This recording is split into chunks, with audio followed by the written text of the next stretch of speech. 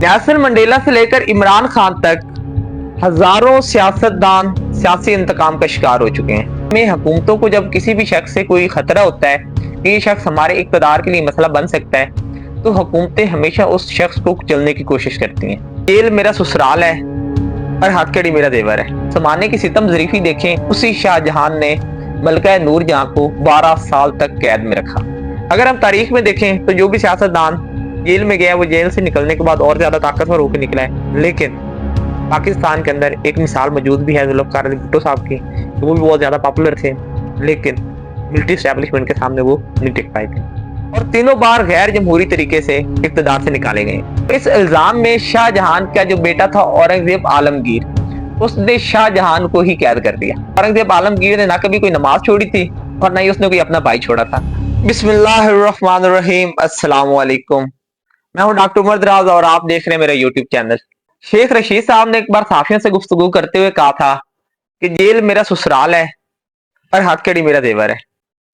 अब शेख रशीद साहब का ये बयान जेल और सियासत के दरमियान जो गहरा तल्लक है ना, उसको जाहिर करता है। नेल्सन मंडेला से लेकर इमरान खान तक हजारों सियासतदान सियासी इंतकाम का शिकार हो चुके हैं। तो अब अक्सर एक सवाल यह भी उठाया जाता है, अब ये मौजूदा सियासी निजाम जमहूरी निजाम नहीं था और मुल्कों पे बादशाहत कायम थी, क्या तब भी ये सियासी इंतकाम होता था? तो अगर आप सिर्फ बरे सगीर पाक हिंद की हिस्ट्री उठाकर देख लें तो आपको सियासी इंतकाम की बू आएगी। बरे सगीर का सबसे ताकतवर बादशाह जलालुद्दीन अकबर, जो खुद को जिले इलाही कहलवाता था, अकबर को जब बगावत की बू आई अपने ही बेटे जहांगीर से, तो उसने अपने ही बेटे को मुल्क बदर कर दिया। जहांगीर को तारीख में शहजादा सलीम के नाम से भी याद किया जाता है। लेकिन फिर क्या हुआ? क्योंकि जहांगीर अकलौता बेटा था बादशाह अकबर का, तो बादशाह अकबर के मरने के बाद वही जहांगीर इक़्तिदार में आ गया। उसी जहांगीर ने हुकूमत संभाली। अब जब जहांगीर हुकूमत में था, तो जब उसे अपने बेटों की तरफ से बगावत की खबर आई, तो उसने अपने दो बड़े बेटों को बगावत के इल्जाम में सजाए मौत दिलवाई थी। लेकिन इसके बावजूद भी जहांगीर के बेटों के दरमियान ये जो ताकत की लड़ाई थी वो कम ना हो सकी। जहांगीर के बेटे ये चाहते थे, क्योंकि जहांगीर की शादियां ज्यादा थी और वो चाहते थे कि हम अपने बाप के जीते जी इक़्तिदार पे कब्जा कर लें, ताकि बाद में हमारा कोई दूसरा भाई इस इक़्तिदार पे कब्जा ना कर ले। बादशाह जहांगीर की हुकूमत थी, तो हुकूमत के जो ज्यादातर मामला थे वो बादशाह जहांगीर की जो मलका थी, मलका नूरजहां, और उसे बरे सगीर की सबसे ताकतवर खतून भी गिना जाता है। मलका नूरजहां क्योंकि वो ज्यादातर ताकत को कंट्रोल करती थी, तो उसने ताकत पे अपने कंट्रोल को मजबूत रखने के लिए उसने इस जंग में, ये जो इक़्तिदार की जंग थी जहांगीर के बेटों के दरमियान, उसने इस जंग में सपोर्ट किया शाहजहां को। शाहजहां उसका सगा बेटा नहीं था, लेकिन मलका नूरजहां ने शाहजहां को कंट्रोल करने के लिए अपनी भतीजी की शादी शाहजहां से करवा दी और इस इक़्तिदार की जंग में उसने सपोर्ट किया शाहजहां। तो जब बादशाह जहांगीर के मरने के बाद हुकूमत संभाली शाहजहां ने, तो ज़माने की सितम ज़रीफ़ी देखें, उसी शाहजहां ने मलका नूरजहां को 12 साल तक कैद में रखा। और मलका नूरजहां, जो किसी वक्त में बरे सगीर की सबसे ताकतवर तरीन खातून गिनी जाती थी, उसने अपनी जिंदगी के आखिरी 12 साल कैद तन्हाई में काटे। अच्छा, उससे आगे चलें। अब जो बादशाह शाहजहां है, इसके बहुत अच्छे कारनामे भी हैं, लेकिन इसे ज्यादातर तारीख में फजूल खर्च के नाम से याद रखा जाता है, क्योंकि इसने बहुत ज्यादा पैसे जो हैं वो बिल्डिंग्स बनाने पे खर्च कर दिए थे। और उसकी बनी हुई बिल्डिंग ताजमहल आज भी मोहब्बत की निशानी है, जो उसने अपनी बेगम की मोहब्बत में बनवाया था। और आज भी वहां हजारों से आते हैं सैर तफरी के लिए, आलमी दुनिया से आते हैं वो ताजमहल को देखने के लिए।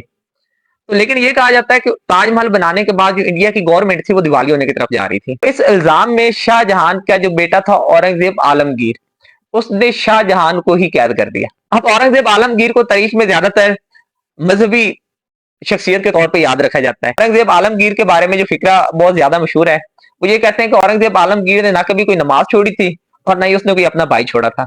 मतलब उसने इस इक्तदार की जंग में अपने जो भाई वगैरह थे उनको भी मरवा दिया था।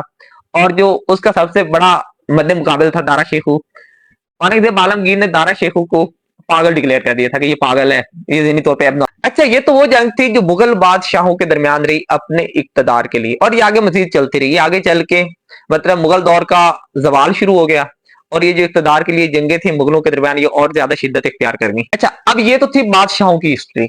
अब हम आते हैं मौजूदा सियासी निजाम की तरफ। मौजूदा सियासी निजाम क्या है? जमहूरियत। जमहूरियत में क्या है कि इसमें हर बंदे के पास ये हक है कि वो अपनी आवाज उठा सकता है और अपनी पार्टी बना सकता है और अपने जायज मुतालबात के लिए हुकूमत के खिलाफ एहतजाज कर सकता है। और अगर हुकूमत अवाम के मुतालबात को पूरा ना करे तो अवाम मिलके हुकूमत को गिरा भी सकती है। अब जिसे हम इलेक्शन का नाम देते हैं कि हम हर हर 4-5 साल बाद इलेक्शन करवाते हैं, ताकि अगर अवाम गवर्नमेंट से मुतमिन है तो अवाम दोबारा वोट दे गवर्नमेंट को, अगर नहीं मुतमिन तो वोट के जरिए निकाल दे गवर्नमेंट को। इस निजाम में क्या होता है कि यहाँ एक आम आदमी को भी ये मौका मैसर होता है कि अगर उसके अंदर टैलेंट है, वो लोगों के हकूक की सही तर्जमानी कर सकता है, तो उसके लिए बहुत ज्यादा चांसेस होते हैं कि वो उठ के बड़ा सियासी लीडर बन सकता है। अब इस चीज को गवर्नमेंट कैसे कंट्रोल करती हैं? अब जब से ये जमहूरी निजाम आया है तो अवाम के अंदर और ज्यादा शऊर बढ़ गया है।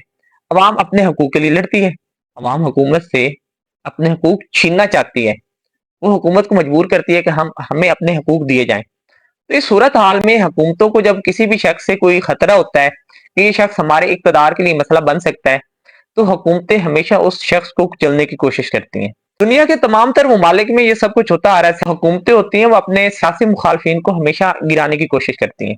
अब हम देखेंगे कि दुनिया में कितने अजीम सियासी रहनुमा सियासी इंतकाम का निशाना बने। तो इसमें जो सबसे पहले नाम आता है वो आता है मार्टिन लूथर किंग। ये अमेरिका का था और इसने स्याह फाम लोगों के हकूक की जंग लड़ी थी और इसने बड़ा टफ टाइम दिया था वहां के जो गोरे लोग थे उन लोगों को, और हुकूमतों को भी इसने बहुत टफ टाइम दिया था। लेकिन क्या हुआ, इसकी तहरीक का ये शर्त हुआ कि जो स्याह फाम लोगों के हकूक हैं वो तो मंजूर हो गए, उनके हक में बिल भी पास हो गया अमेरिका की असेंबली में, लेकिन मार्टिन लूथर किंग को आखिर पे कत्ल कर दिया गया था। उससे चल के जो अगला नाम आता है सियासी इंतकाम का, तो आता है नेल्सन मंडेला।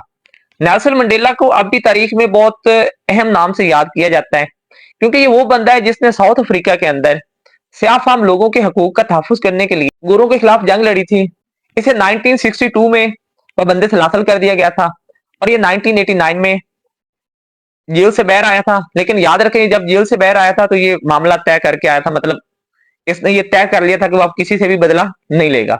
और 1990 में साउथ अफ्रीका का पहला स्याह फाम रहनुमा बना। उसके बाद जो हमें अगली बड़ी एग्जाम्पल मिलती है वो है महात्मा गांधी। महात्मा गांधी से बेशक हम बहुत ज्यादा इख्तलाफात रखते हैं, क्योंकि वो पाकिस्तान को अलहदा नहीं होने दे रहा था, वो मुसलमानों के हकूक के खिलाफ था। लेकिन उसकी जो जदोजहद है अंग्रेजों के खिलाफ वो बहुत ज्यादा है, क्योंकि अंग्रेजों को उसने हमेशा बड़े सगीर के अंदर काफी टफ टाइम दिया था। तो उसे भी अंग्रेजों की तरफ से जेल में डाला गया था, लेकिन आखिर पे महात्मा गांधी भी जेल से बाहर आया और उसने अंग्रेजों को इंडिया छोड़ने पे मजबूर किया। अब अगर हम पाकिस्तान में देखें तो पाकिस्तान में जो सियासी इंतकाम की तारीख है ये इतनी ही पुरानी है जितनी पाकिस्तान की अपनी तारीख पुरानी है। पाकिस्तान का सबसे पहला वजीर आजम लियाकत अली खान अपने सियासी मुखालफिन की तरफ से कत्ल कर दिया गया था। 1951 में वो लियाकत बाग में खिताब कर रहे थे पिंडी पिंडी के अंदर, तो उस खिताब के दौरान ही उनको गोली मार दी गई थी। उससे चल के जो अगला नाम आता है वो आता है सिकंदर मिर्जा का। वैसे तो सिकंदर मिर्जा खुद भी एक पाकिस्तान की तारीख में डिक्टेटर के नाम से याद किया जाता है, क्योंकि इसका भी जो बैकग्राउंड है वो आर्मी से था और इसने भी जो हमारी पॉलिटिकल पार्टीज हैं उनको ब्लैकमेल करके ये हुकूमत में आया था। लेकिन इसी सिकंदर मिर्जा को जनरल अयूब खान ने, और याद रखें जनरल अयूब खान का जो मार्शल लॉ नाफिज हुआ था, कुछ लोग ये गलत समझते हैं कि जो सबसे पहला मार्शल लॉ है वो अयूब खान ने नाफिज किया था।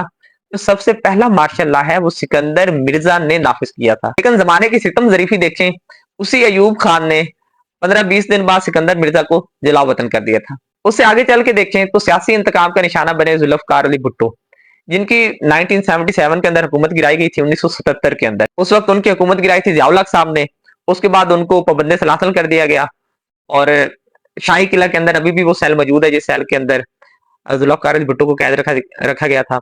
उसके बाद 1979 में 1979 में जुल्फकार अली भुट्टो साहब को फांसी चढ़ा दिया गया था। उसके बाद अगली एग्जाम्पल आती है पॉलिटिकल विक्टिमाइजेशन की, बेनजीर भुट्टो साहबा की। बेनजीर भुट्टो साहबा को भी जलसा-ए-आम में कत्ल कर दिया गया था और किन लोगों ने कत्ल किया इसकी अभी तक कोई तफसील भी सामने नहीं आ सकी। उसके बाद जो पॉलिटिकल विक्टिमाइजेशन की अगली मिसाल आती है वो है हमारे नवाज शरीफ साहब। और याद रखें नवाज शरीफ साहब 3 बार वजीर आजम रहे हैं और तीनों बार गैर जमहूरी तरीके से इक्तदार से निकाले गए। नवाज शरीफ साहब को परवेज मुशर्रफ के दौर में जलावतन भी किया गया था। नवाज शरीफ साहब ने इमरान खान के दौर में जेल भी काटी। अगली चल के पॉलिटिकल विक्टिमाइजेशन की मिसाल आती है मरियम नवाज साहबा। मरियम नवाज साहबा इस वक्त वजीर आला पंजाब भी हैं और वो भी इमरान खान के दौर में जेल के अंदर रही हैं और उन्होंने बड़ी जबरदस्त जेल काटी है। और उनकी ये खूबी है कि वो कभी हार नहीं मानती और उन्होंने उस वक्त के जनरल जो उस वक्त के मौजूदा आर्मी चीफ थे उन्होंने उनको भी ललकारा था। उन्होंने उस वक्त के DGISI जनरल फैज अमीर को भी ललकारा था और कभी भी उनसे माफी नहीं मांगी और बड़ा डट के मुकाबला किया उस वक्त के डिक्टेटर का। और उसके बाद उनका देखें क्या अंजाम हुआ कि वो इस वक्त वजीर आला पंजाब है, और पंजाब की सबसे ताकतवर वजीर आला उनको गिना जा रहा है, क्योंकि उन्होंने इदारों को बहुत ज्यादा अच्छे तरीके से कंट्रोल किया हुआ है। और उससे आगे चल के जो एग्जाम्पल आती है वो है हमारे इमरान खान साहब। इमरान खान साहब पे जो पॉलिटिकल विक्टिमाइजेशन हो रही है, उसकी मिसाल शायद तारीख में कहीं भी नहीं मिलती। वो पिछले 2 से 2.5 सालों से जेल में है, लेकिन वो किस हाल में है आज तक उनकी एक तस्वीर भी बैर नहीं आ सकी। और शायद ये पाकिस्तान की तारीख के वह सियासतदान है जिस वक्त अकेले एक तरफ खड़े हैं और बाकी तमाम तर पॉलिटिकल पार्टीज दूसरी सिमत में खड़ी हैं। लेकिन इसके बावजूद अभी तक इमरान खान साहब किसी डील की तरफ नहीं आ रहे। अगर हम तारीख में देखें तो जो भी सियासतदान जेल में गया है वो जेल से निकलने के बाद और ज्यादा ताकतवर होकर निकला है। लेकिन इमरान खान साहब का मामला क्या होता है, इसके बारे में काबिल वक्त कुछ भी कहना मुमकिन नहीं है। लेकिन हमें तारीख यही बताती है, अगर हम तारीख के झरोकों से देखें, जैसे मैंने आपको नवाज शरीफ साहब की एग्जाम्पल दी, मैंने आपको मरियम नवाज साहबा की एग्जाम्पल दी कि इन पे भी उस वक्त बहुत ज्यादा तशद्दुद किए गए थे, लेकिन बिल आखिरी जेल से बाहर आए। और हाँ, शहबाज शरीफ साहब ये भी जेल में थे, जेल से वापस आए और वजीर आजम बन गए। तो मतलब ये हजारों एग्जाम्पल्स दुनिया में पड़ी है कि जब भी कोई सियासी रहनुमा जेल के अंदर जाता है तो उसकी ताकत और ज्यादा बढ़ जाती है। तो अगर तारीख के झरोकों में देखें तो ऐसा लगता है कि इमरान खान साहब एक दिन जेल से जरूर बाहर आएंगे। लेकिन पाकिस्तान के अंदर एक मिसाल मौजूद भी है जुल्फ़िकार अली भुट्टो साहब की, तो वो भी बहुत ज्यादा पॉपुलर थे, लेकिन मिलिट्री एस्टेब्लिशमेंट के सामने वो नहीं टिक पाए थे।